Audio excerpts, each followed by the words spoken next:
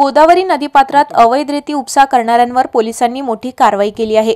Police अधीक्षक माननीय श्री अविनाश कुमार यांच्या मार्गदर्शनाखाली ऑपरेशन फ्लश आउट अंतर्गत ही धडक मोहीम राबविण्यात आली। अवैध रेती उपसा होत असल्याची गुप्त माहिती मिळाल्यानंतर पोलिसांनी कल्लाळ या ठिकाणावरून गोदावरी नदीपात्रात प्रवेश केला।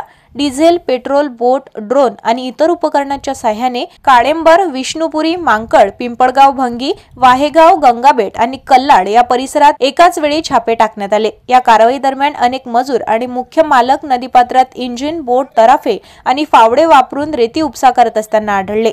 पोलिसांना पाहून काही जण शेतात पळून गेले, मात्र ड्रोनच्या सहाय्याने त्यांचा शोध घेऊन त्यांना पकडण्यात आलं। काही इंजिन नदी किनारी लपवून ठेवण्यात आले होते, तीही ड्रोनच्या मदतीने शोधून जप्त करण्यात आली। रेती उपशासाठी वापरली जाणारी बोटी, इंजिने आणि इतर साहित्य नदीतच नष्ट करण्यात आलं।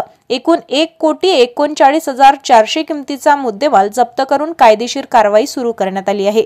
या प्रकरणात 9 बिहारी मजूर आणि 10 मुख्य मालकांविरोधात गुन्हा दाखल करण्यात आला असून यांपैकी 10 जणांना अटक करण्यात आली आहे। सदर आरोपींवर कलम 303 सह कलम 48 महाराष्ट्र जमीन महसूल अधिनियम अंतर्गत गुन्हे नोंदविण्यात आले आहे। या धडक कारवाईत सहभागी सर्व पोलीस अधिकारी व अंमलदारांच्या कामगिरीचं पोलीस अधीक्षक माननीय श्री अविनाश कुमार यांनी विशेष कौतुक केलं आहे। महाराष्ट्र टुडे न्यूजला लाईक करा, सबस्क्राइब करा आणि शेअर करा आणि हो, आपली प्रतिक्रिया कमेंट करून आम्हाला नक्की कळवा। धन्यवाद।